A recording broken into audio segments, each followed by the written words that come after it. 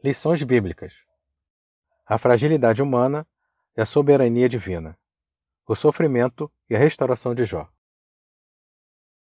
Lição 10. A última defesa de Jó. Texto áureo. Ou não vê ele os meus caminhos, e não conta todos os meus passos? Jó 31, versículo 4. Verdade prática. Ao olhar retrospectivamente para o passado, lembre o quanto Deus trabalhou nele. Leitura diária. Segunda. Quando se olha para a glória do passado. Jó 29, versículo de 1 a 5. Terça. Quando se zomba da vergonha do presente. Jó 30, versículo 1. Quarta. Quando se debilita a força e o vigor. Jó 30, versículo de 2 a 5. Quinta. Quando se faz um concerto ético com Deus. Jó 31, versículo 1. Sexta. Qual seria a herança do Todo-Poderoso? Jó 31, versículo 2 e 3. Sábado. Quando Deus sonda os caminhos dos homens. Jó 31, versículo 4 e 5. Leitura bíblica em classe. Jó 29, versículo de 1 a 5. Jó 30, versículo de 1 a 5. E Jó 31, versículo de 1 a 5. E prosseguindo Jó em sua parábola, disse: Ah, quem me dera ser como fui nos meses passados, como nos dias em que Deus me guardava, quando fazia resplandecer a sua candeia sobre a minha cabeça, e eu, com a sua luz, caminhava pelas trevas. Como era nos dias da minha mocidade, quando o segredo de Deus estava sobre a minha tenda. Quando o Todo-Poderoso ainda estava comigo, e os meus meninos em redor de mim. Mas agora se riem de mim, o de menos idade do que eu, e cujos pais eu teria desdenhado de pôr com os cães do meu rebanho. De que também me serviria a força das suas mãos? Força de homens, cuja velhice esgotou-lhes o vigor? De míngua e fome se debilitaram, e recolhiam-se para os lugares secos, tenebrosos, assolados e desertos. Apanhavam malvas junto aos arbustos, e o seu mantimento eram raízes dos zimbros. Do meio dos homens eram expulsos. Gritava-se contra eles como contra um ladrão. Fiz concerto com os meus olhos. Como, pois, os fixaria numa virgem? Porque qual seria a parte de Deus, vinda de cima, ou a herança do Todo-Poderoso desde as alturas? Porventura, não é a perdição para o perverso, e o desastre para os que praticam a iniquidade? Ou não vê ele os meus caminhos, e não conta todos os meus passos? Se andei com vaidade, e se meu pé se apressou para o engano. Introdução. O capítulo 31 encerra da seguinte forma: Acabaram-se as palavras de Jó. Jó 31, versículo 40. Trata-se de uma retrospectiva nostálgica do passado de Jó. Por isso, nesta lição, veremos a lembrança de Jó acerca de sua prosperidade material e espiritual, de sua adoração a Deus e das bênçãos que o Todo-Poderoso concedeu à sua casa. Mas, agora, em oposição ao momento de escárnio e vergonha que ele passa no presente. Nesse sentido, Jó não aceita que as coisas terminem assim, e, portanto, ele deseja se apresentar diante de Deus para defender a sua causa. Ponto central. Conforme Deus fez no passado, ele pode fazer algo novo. Tópico 1. Jó relembra seu passado de glória. 1. Prosperidade material e espiritual. Jó demonstra um sentimento nostálgico com relação ao seu passado. A primeira coisa que se lembrou desse passado glorioso foi a comunhão que ele desfrutou com Deus. Eram lembranças de um passado que não mais existia.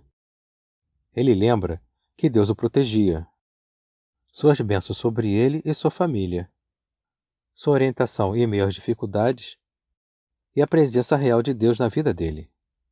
Jó, portanto, havia sido um homem grandemente abençoado por Deus. 2. Reconhecimento social.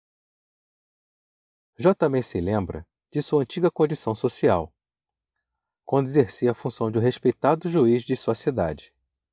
Tanto os jovens quanto os velhos o procuravam para serem orientados. Talvez isso explique a linguagem jurídica que aparece com frequência nos diálogos do livro. Isso demonstra que ele exercia um importante papel social na sua comunidade. Ele ajudava o desvalido, dava orientação de forma sábia e agia com justiça. Na sua busca pela justiça social, Jó protegia os pobres e punia os opressores. Seu amor e defesa pela justiça eram-lhe como uma vestimenta e adorno. Ele dava apoio social aos menos favorecidos, e era como se fosse os olhos do cego. Até mesmo com os estrangeiros, ele se preocupava.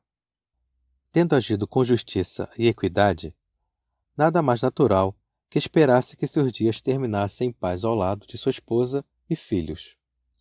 O contrário disso não estava em sua agenda: terminar a vida sem saúde, sem honra e sem paz com Deus. 3. Uma ponderação importante. Não há dúvida de que Jó, conforme a Bíblia mostra, era um modelo de justiça social.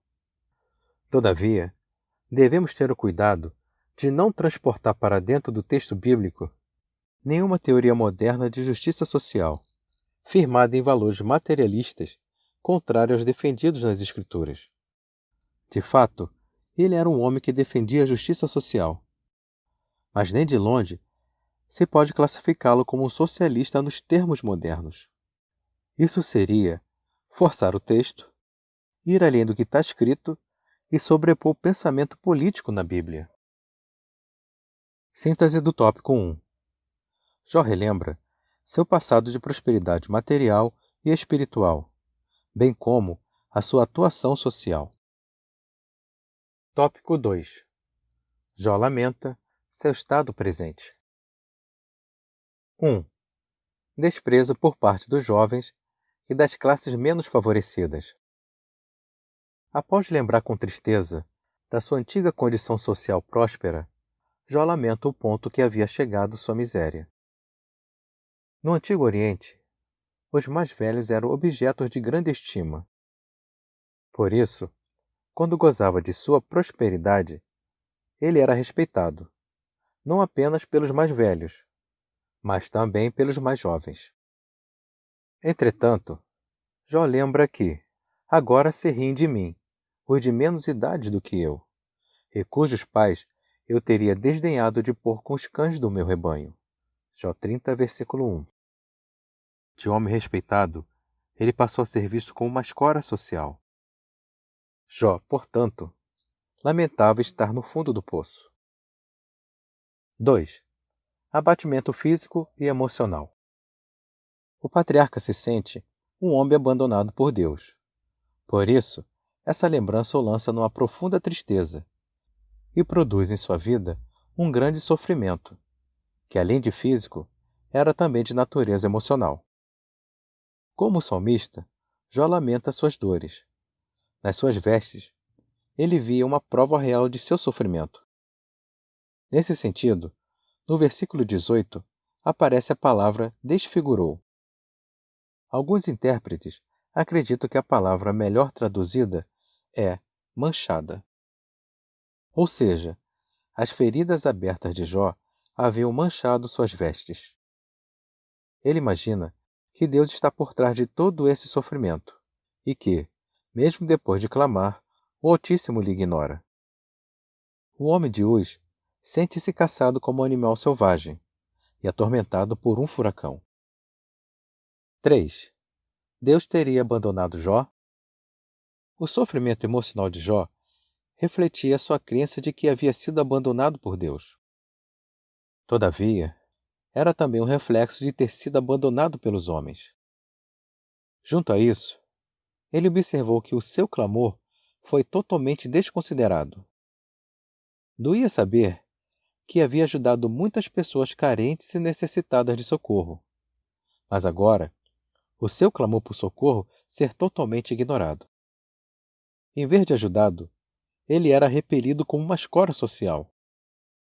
Quantas pessoas não passam por esse sentimento? Quantas vezes um sentimento de injustiça não assola-nos a alma? Cheguemos diante de Deus e entreguemos tudo em seu altar. Síntese do tópico 2. O estado presente de Jó é marcado pelo desprezo dos jovens, das classes necessitadas e pelo abatimento físico e emocional. Tópico 3. O futuro em aberto de Jó. 1. Jó em defesa de sua ética sexual. Seus amigos silenciaram. Jó sabe que nada está resolvido. O futuro ainda está em aberto e se mostra incerto. Haverá alguma resposta? Ao querer mostrar sua inocência, Jó ainda sente a necessidade de se defender.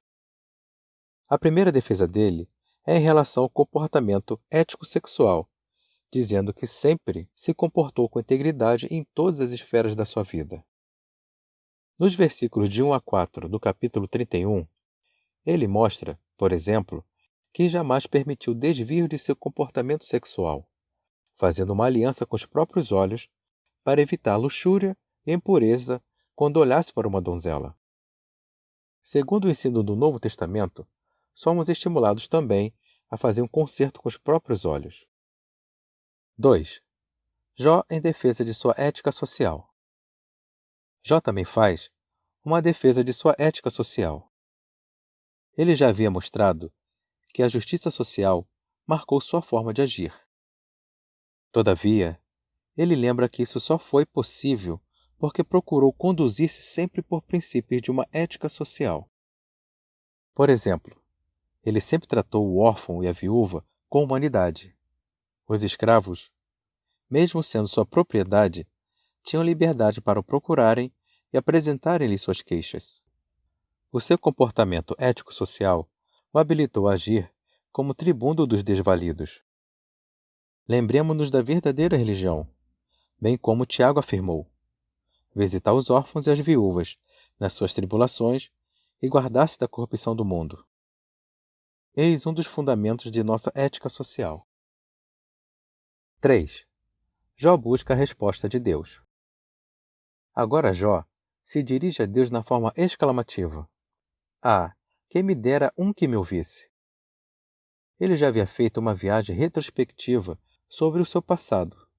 Agora ele faz uma análise sobre a sua situação presente, mas seu olhar está no futuro. Ele quer se apresentar diante de Deus porque está consciente de sua inocência. Sua confiança é de um príncipe que se apresenta diante de um tribunal. Ele confia de que será inocentado. Como podemos nos apresentar diante de Deus e justificar os nossos atos? Pela graça divina, por meio de Jesus Cristo, Filho de Deus. Ele mesmo nos justifica. Síntese do tópico 3.